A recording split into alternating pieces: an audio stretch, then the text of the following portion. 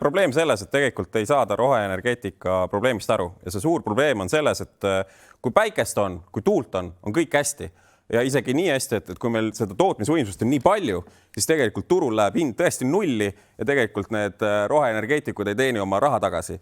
Aga siis, kui tuul ei puhu, me räägime veebruarist, kus on kõrge õhkkond kogu piirkonnas, siis ei ole mitte ainult meil ei ole seda tuuleenergiat, vaid ei ole ka teistel riikidel seda tuuleenergiat, mis tähendab, et meil on kriitilise tähtsusega omada juhitavat võimsust ja siin ongi nüüd kaks võimalust. Kas me teeme põlevkivijaama või me teeme siis tuumajaama. Põlevkivijaama me saame palju kiiremini valmis. Tuumajaam, ma arvan, seda tuleb kindlasti pikemas perspektiivis tõesti mõelda. 26. aastast võib-olla varem oleme Mandri-Euroopa võrgus, uued võrgud annavad uued võimalused suuremad, aga juhitavaid võimsusi on igal juhul vaja, et see, et keegi tuleb energeetika saatesse ja hakkab rääkima, et ühel päeval päike ei paista ja tuul ei puhu, on vaja juhitavaid võimsusi, selle oleks võinud enne saadet ära rääkida tegelikult, eks ju kolleegile öeldes.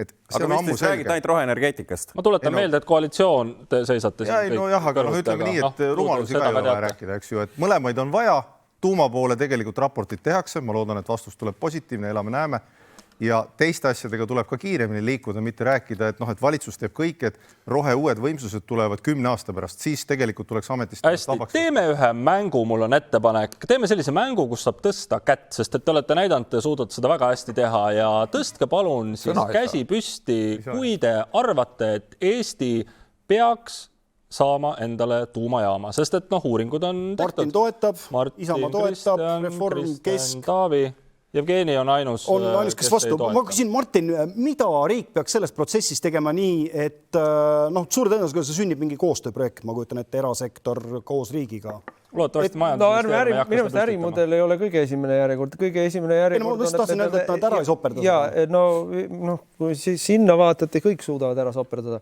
Aga esimene asi on, meil peab olema regulatiivne raamistik, mida meil täna ei ole. See peab olema niisugune raamistik, mis ei tee ühe tuumajaama ehitamist maailma kõige kallimaks ja ei võta aega 40 aastat.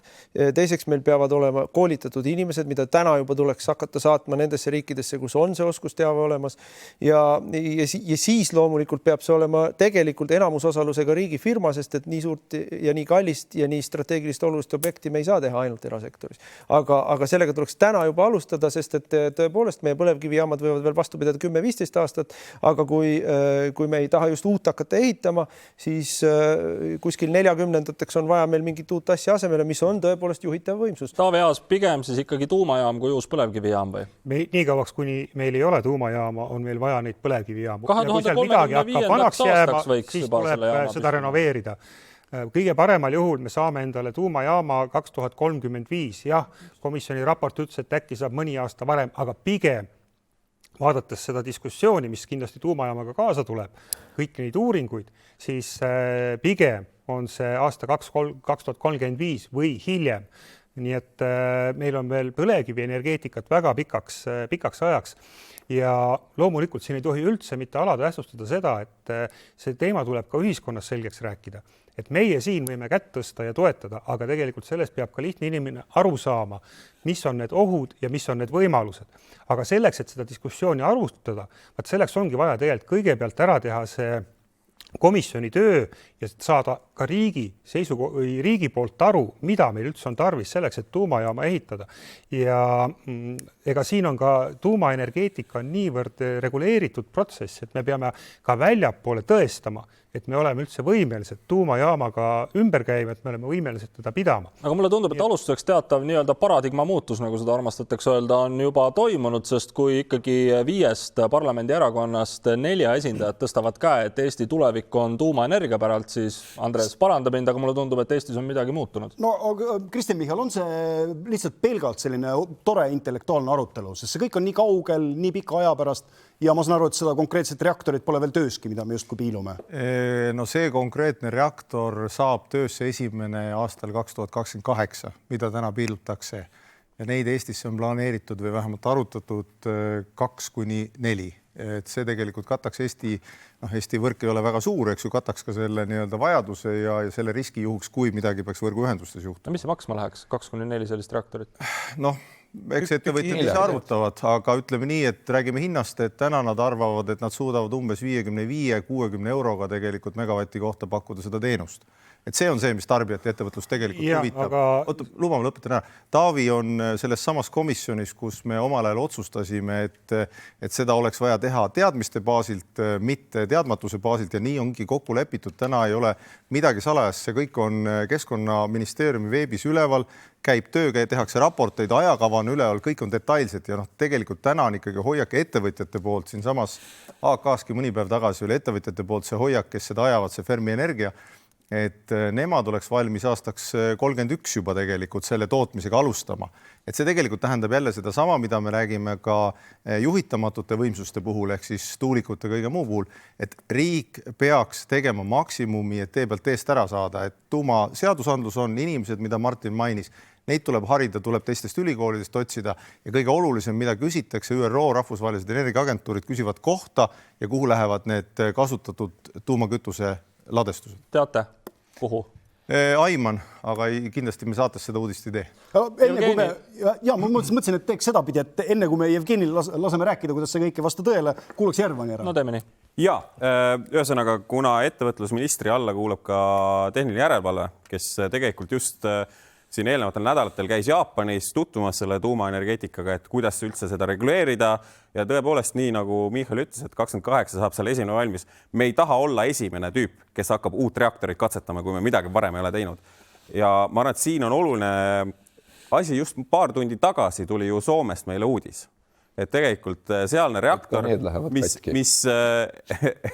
et see läks katki ja mis seal, ma arvan, et tehti strateegiline viga, see tehti väga suur, see tehti 1600 megavatti ja tegelikult tõepoolest Eestis ole mõistlik riskihalduse mõttes pigem mitu väiksemat, aga ma arvan, et me ei räägi nendest 300 megavatistest, me räägime siin 500-600 ja mis on oluline argument siin veel juures, on see, et kui me just massiimmigratsiooni siia ei taha, siis tegelikult lisandväärtus inimese kohta peab kasvama ja kui me vaatame klassikalisi graafikuid, siis majandus ehk SKP inimese kohta on kõige suurem just nendes riikides, kus elektri tootmine on kõige suurem.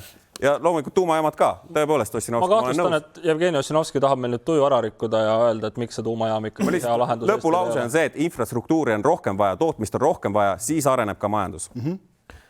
Ja punkt üks, ma ei ole tuumaenergia vastane ja selles mõttes pean väga mõistlikuks, et need riigid, kes omavad vastavat kompetentsi ja kogemust tuumaenergia haldamisel, võiksid seda edasi teha ja see on süsinikuneutraalse energeetika teel üks oluline lahendus. Sotsiaaldemokraatlik erakond ja mina sealhulgas ei toeta Eestisse tuumajaama rajamist just samadel põhjustel, millest rääkis nii Martin kui Kristjan. Meil ei ole neid oskusi, meil ei ole seda seadusandlust, meil ei ole tegelikult seda eraldi tuumaametit. See on rahvusvahelist väga reguleeritud valdkond, kus tuleb riigile endal leida lahendus jäätmete nii lühiajaliseks kui ka pikaajaliseks hoiustamiseks. Vaatame, kui kaua tegid seda soomlased ja kui palju see maksma läks. Vaatame seda, kui palju on siis kasutust maha läinud tuumajaamade siis sulgemise periood, kui palju need kulud on maksma läinud, kui palju need on läinud üle eelarve ja langenud tegelikult avaliku sektori kaela. Et ilmselgelt see on avalikule sektori väga kulukas ettevõtmine ja nüüd me peame küsima, mille nimel me seda teeme. Selleks, et saada 600 või 1000 megavatti juhitavat võimsust.